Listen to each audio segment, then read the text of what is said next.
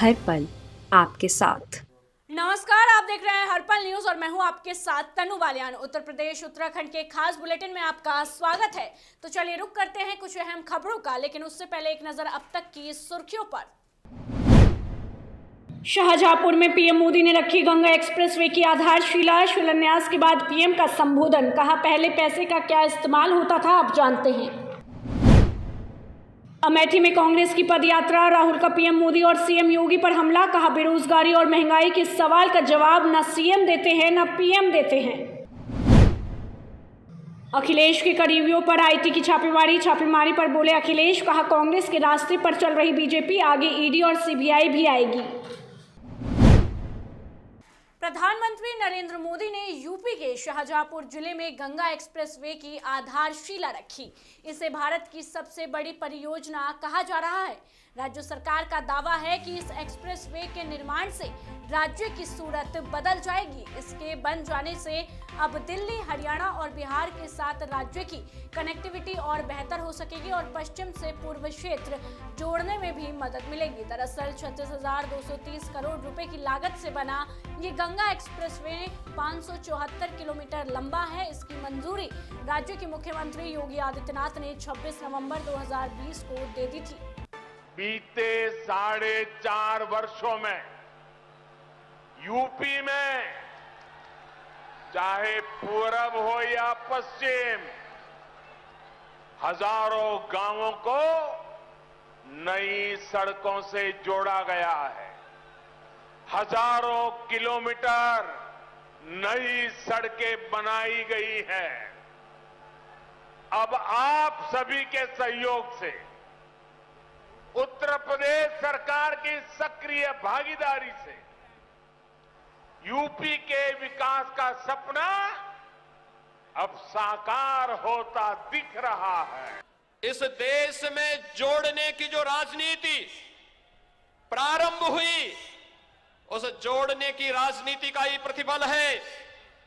इस देश के अंदर उन सभी मुद्दों को जो आजादी के बाद से जिनकी निरंतर उपेक्षा होती रहती थी, देश के गांवों का, देश के किसानों का, देश के नौजवानों का, देश के अंदर मातृशक्ति का, देश के अंदर श्रमिकों का, उन सबको सम्मान देते हुए देश की आस्था को भी सम्मान देने का कार्य अगर किसी ने किया है तो देश के यशस्वी प्रधानमंत्री आदरणीय नरेंद्र मोदी जी ने दिया है।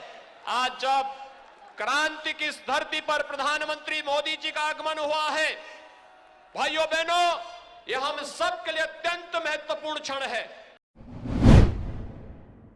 यूपी में विधानसभा चुनाव जैसे जैसे करीब आते जा रहे हैं, वैसे वैसे सभी पार्टियां अपना पूरा दमखम लगा रही है।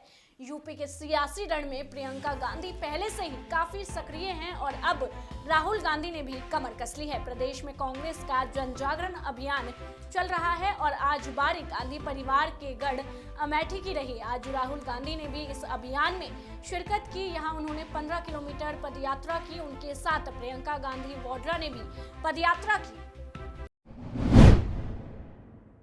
प्रधानमंत्री का 21 दिसंबर को संगम नगरी दौरा है। पीएम के दौरे से पहले मुख्यमंत्री योगी आदित्यनाथ तैयारियों का जायजा लेने पहुंचे। तैयारियों में किसी तरह की कमी ना रहे, इसलिए पूरा प्रशासन इसमें तैयारी में जुट गया है। साथ ही आपको बता दें कि पीएम प्रयागराज में समूह की महिलाओं को संबोधित करने के अलावा प्रमाण पत्र भी देंगे। साथ ही सभी के खाते में अनुदान और मानदेय की राशि ट्रांसफर करेंगे। आपको बता दें, प्रस्तावित कार्यक्रम में प्रदेश की 3 लाख से अधिक महिलाएं शामिल होंगी। बीजेपी शासित प्रदेश के मुख्यमंत्रियों के अयोध्या दौरे के बाद अब देश भर के 150 मेयर भगवान श्री राम लला का दर्शन करने अयोध्या पहुंच रहे हैं। 18 दिसंबर को सभी मेयर एक साथ मां सरयू के आरती पूजन कर राम मंदिर निर्माण के कार्यों को भी देखेंगे, जिसको लेकर अयोध्या में भव्य स्वागत किए जाने की तैयारी की जा रही है। समाजवादी पार्टी के अध्यक्ष अखिलेश यादव के करीबी कहे जाने वाले लखनऊ के जैनेंद्र यादव, मैनपुरी के मनोज यादव और समाजवादी पार्टी के प्रवक्ता राजीव राय के घर शनिवार की सुबह इनकम टैक्स विभाग ने छापा मारा। ऐसा बताया जा रहा है कि आयकर अधिकारी 12 गाड़ियों के काफिले लेकर पहुंचे। इनकम टैक्स विभाग की टीम ने घर के चप्पे चप्पे को खंगाला। वहां घरों को सुरक्षा बलों ने घेर लिया है, लिहाजा किसी को भी अंदर जाने की अनुमति नहीं दी जा रही है। आपको बता दें कि धड़ाधड़ छापे की कार्रवाई के तहत शनिवार की सुबह मऊ में टीम समाजवादी पार्टी के राष्ट्रीय सचिव राजीव राय के घर पहुंची। इस दौरान करीब 2 घंटे से ज्यादा समय तक टीम ने उनके घर पर छापेमारी की और कार्रवाई भी की। इस दौरान सपा कार्यकर्ताओं ने जमकर हंगामा किया। हंगामे को देखते हुए मौके पर भारी संख्या में पुलिस तैनात की गई है। आपको बता दें, छापे की कार्रवाई के दौरान सपा के राष्ट्रीय प्रवक्ता राजीव राय को घर में ही नजरबंद कर दिया गया है। वहीं करीबियों के घर छापा मारने को लेकर समाजवादी पार्टी के अध्यक्ष अखिलेश यादव की भी प्रतिक्रिया सामने आई है। अखिलेश ने ट्वीट कर कहा है कि बीजेपी का हार का डर जितना बढ़ता जाएगा, विपक्षियों पर छापों का दौर भी उतना बढ़ता जाएगा। फिर भी सपा का रद्द और हर कार्यक्रम बदस्तूर चलता जाएगा। अब जो जनता पूरी तरह बीजेपी के खिलाफ विपक्ष के साथ खड़ी है, अब क्या 22 के लिए बीजेपी सरकार यूपी की 22 करोड़ जनता के यहाँ छापे डालेगी? समाजवादी रथ, समाजवादी विजय रथ, ये रथ लगातार चल रहा है। समाजवादी पार्टी और मेरी कोशिश होगी कि समाजवादी विजय रथ के माध्यम से जगह जगह लोगों से मिलने का मौका मिले। किसान, मजदूर, नौजवान, व्यापारी, आज जो इस सरकार से लोग परेशान हैं, जिस सरकार ने परेशानियां दी हैं, भारतीय जनता पार्टी ने जनता को लगातार परेशानियां दी हैं।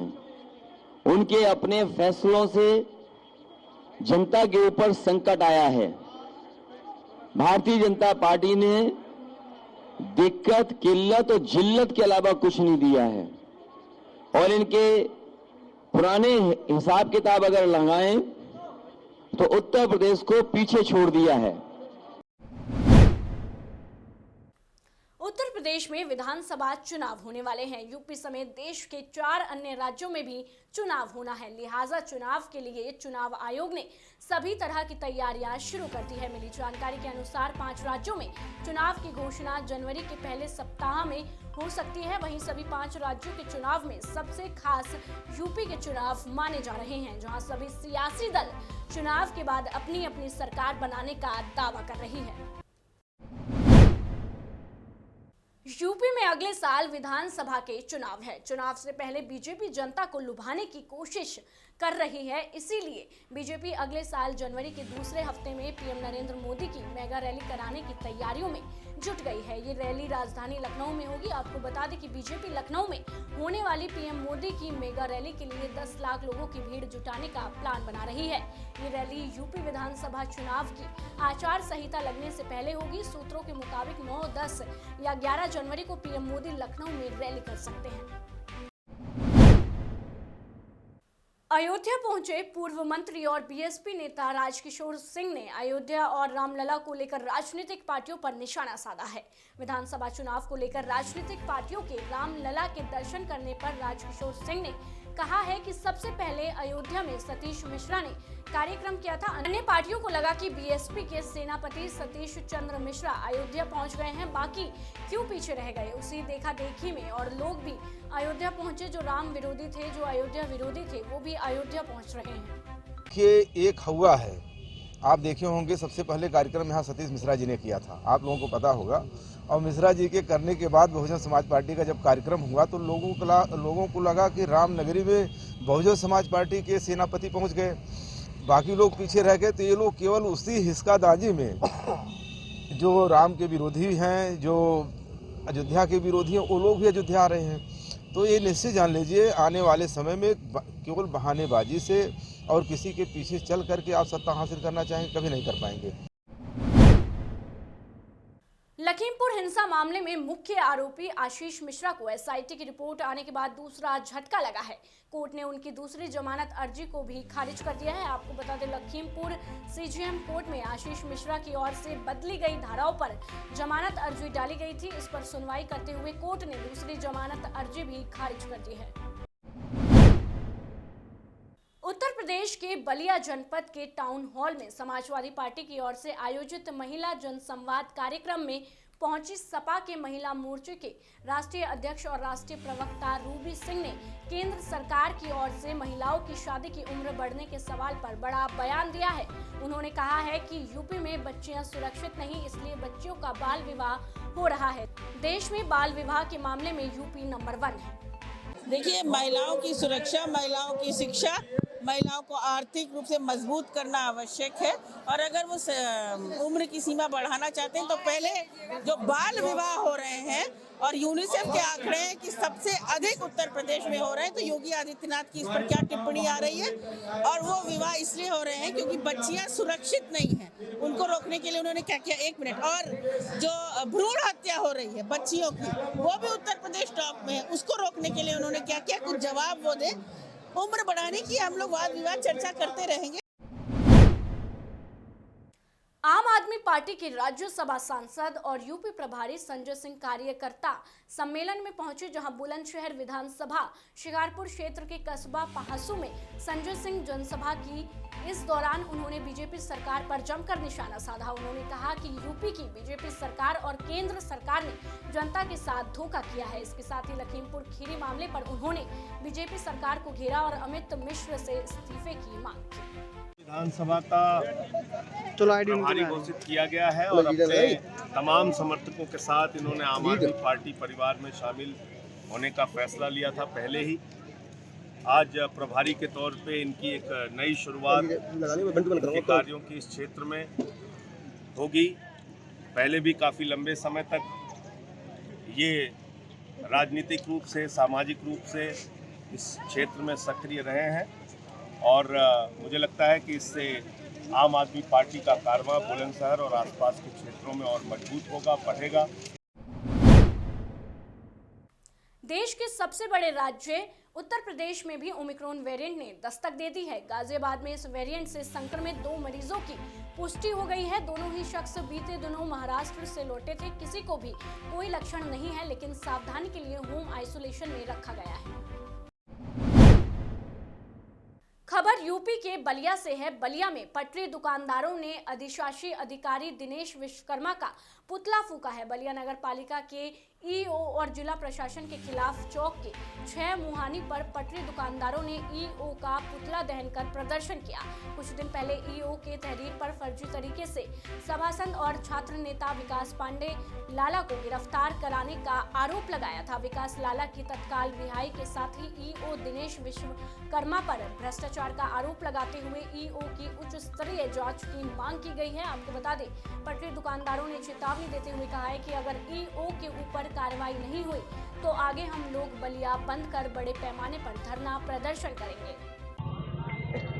रह गई बात कि जिले में जिला अधिकारी और डीएम एसपी 6 महीना साल भर नहीं होता, उनका तबादला हो जाता है। आखिर यह अधिशासी अधिकारी नगर पालिका की कुर्सी पे 4 साल से विराजमान है, तबादला हो जाने के बाद भी यहाँ पे है। आखिर रीजन क्या है? क्यों तबादला? भ्रष्टाचारी को भ्रष्टाचारी कहने में जेल हो जाएगा, तो हम लोग भी सभी दुकानदार भ्रष्टाचारी को भ्रष्टाचारी कहेंगे।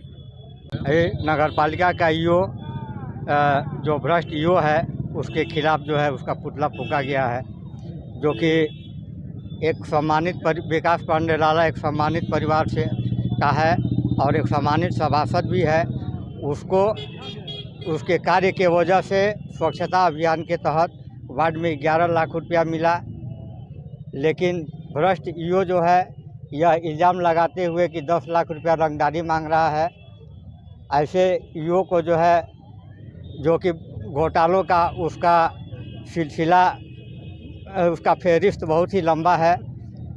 हमारे यहाँ के जो स्थानीय सफाई कर्मी है वो दर दर की ठोकरें खा रहा है। और वो आर्यन ग्रुप को ठेका पर दे करके लाखों लाखों करोड़ों करोड़ों रुपए कमाने का काम करता है, कमीशन पर काम करता है। गोरखपुर के विश्वविद्यालय गेट पर पिछले 8 दिन से लगातार छात्र छात्राएं धरने पर बैठकर प्रदर्शन कर रहे हैं। इस दौरान छात्र अपनी मांगों पर अड़े हुए हैं। इसी को लेकर छात्र छात्राएं मेन गेट पर ही शुद्धि बुद्धि यज्ञ करने प्रदर्शन करते नजर आए। आपको बता दें कि विद्यार्थी 4 रंग की पर्ची को अनिवार्य किए जाने और हर सेमेस्टर रजिस्ट्रेशन शुल्क 150 रुपए लिए जाने का विरोध करते हुए धरने पर बैठे हैं। अपनी मांगों को लेकर ये छात्र छात्राएं पिछले 8 दिनों से लगातार धरने पर बैठे हुए हैं। सर्दी के मौसम में ये इसी खुले आसमान में बैठकर अपनी मांग पर अड़े हुए हैं। उनका कहना है कि अपनी मांग को लेकर आगे भी इसी तरह से आंदोलन करते रहेंगे। मेरी मांग है कि 150 रुपये की जो नाजायज़ शुल्क वसूल रहे हैं सभी छात्रों से CBCS के नाम पर, उसको तत्काल कुलपति जी बंद करें। कुलपति जी को किसी ने भ्रमित कर दिया है और ये CBCS के ऐसे सनक से सवार हो गए हैं कि सभी छात्रों पर CBCS लादने के लिए पागल हो गए हैं। तो हम लोग इनके मानसिक संतुलन को ठीक करने के लिए आज बुद्धि शुद्धि यज्ञ किए हैं कि ईश्वर और प्रकृति किसी तरह से उनके मानसिक संतुलन को ठीक कर दे। अपने ही बनाए हुए ऑर्डिनेंस को वो अपने ही बनाए हुए ऑर्डिनेंस के वो खिलाफ जा करके सभी छात्रों। मथुरा में एक पुलिसकर्मी के साथ मारपीट का वीडियो वायरल हो रहा है। इस वीडियो में आप साफ देख सकते हैं कि किस तरह कुछ वकील मिलकर मथुरा न्यायालय के गेट पर तैनात पुलिसकर्मी के साथ मारपीट कर रहे हैं। वहीं वीडियो वायरल होने के बाद थाना सदर बाजार पुलिस ने करीब आधा दर्जन लोगों के खिलाफ मुकदमा दर्ज किया। जनपद मथुरा में न्यायालय सुरक्षा में तैनात एक पुलिसकर्मी के साथ एक वकील द्वारा अभद्रता करने व मारपीट करने का एक वीडियो संज्ञान में आया है, जिसके ऊपर तत्काल संज्ञान लेते हुए समुचित धाराओं में अभियोग पंजीकृत किया जा रहा है। एक वकील की पहचान की जा चुकी है और अग्रिम विधिक कार्रवाई इसमें की जा रही है। मथुरा कोतवाली क्षेत्र के एक गांव में 8 साल की बच्ची के साथ 13 साल के नाबालिग लड़के ने दुष्कर्म की घटना को अंजाम दिया है। बच्चे की हालत गंभीर होने पर परिजनों को इस बात का पता चला। बच्चे की मां ने बताया कि मेरी बेटी पड़ोस के घर में खेल रही थी, तभी पड़ोसी का लड़का आया और उसने लड़की के साथ दुष्कर्म किया, जिसकी रिपोर्ट सुरी कोतवाली में पीड़िता द्वारा दी गई है। पुलिस ने बच्चे की हालत गंभीर देखते हुए इलाज के लिए भेज दिया है। SP देहात श्रीश चंद्र ने जानकारी देते हुए बताया कि सुरीर क्षेत्र के एक गांव में एक नाबालिग लड़की ने बच्चे के साथ दुष्कर्म किया, जिस पर मुकदमा दर्ज कर आरोपी को हिरासत में ले लिया गया है। आज थाना सुरीर में एक बालिका के परिजन द्वारा शिकायत दर्ज कराई गई कि एक बाल अपचारी द्वारा कल दोपहर में बालिका के साथ गलत काम किया गया है। इस सूचना पर थाने पर शीघ्र ही अभियोग पंजीकृत लिया गया है एवं साथ ही विवेचनात्मक कार्रवाई की गई। तत्पश्चात बाल अपचारी को हिरासत में ले लिया गया है। पीड़िता के धारा 164 CRPC के अंतर्गत बयान कराए जा रहे हैं। इस प्रकरण में शीघ्र ही साक्ष्य करते हुए अग्रिम विधिक कार्रवाई सुनिश्चित की जाएगी। उत्तराखंड में पिछले 24 घंटे में कोरोना के 20 नए मामले रिकॉर्ड किए गए हैं। वहीं शुक्रवार को 13 कोरोना संक्रमित मरीज ठीक हो गए। स्वास्थ्य विभाग की ओर से जारी जानकारी के मुताबिक शुक्रवार को देहरादून में 8, अल्मोड़ा, बागेश्वर और हरिद्वार में 1-1, नैनीताल में 4, पिथौरागढ़ में 2 और उधम सिंह नगर जिले में 3 मामले सामने आए हैं। वहीं अब उत्तराखंड में कोविड के 155 एक्टिव केस है, जिसमें सबसे ज्यादा संख्या 43 देहरादून की है। देहरादून और आसपास के इलाकों में शनिवार को न्यूनतम तापमान 3 डिग्री तक पहुंच सकता है। इसके चलते रात को होने वाली ठंड में इजाफा हो सकता है। शनिवार को देहरादून में सुबह धूप खिली, लेकिन धूप में गर्माहट ना के बराबर रही। शुक्रवार को ज्यादातर क्षेत्रों में अधिकतम और न्यूनतम तापमान सामान्य से 2 डिग्री कम पहुंच गया। वहीं मौसम विभाग ने शनिवार को सभी क्षेत्रों में सामान्य से 4 से 5 डिग्री तक कम तापमान रहने का अनुमान जताया है। फिलहाल के लिए इस बुलेटिन में बस इतना ही। देश दुनिया की तमाम खबरों को जानने के लिए आप जुड़े रहिए हमारे साथ और देखते रहिए हरपल न्यूज।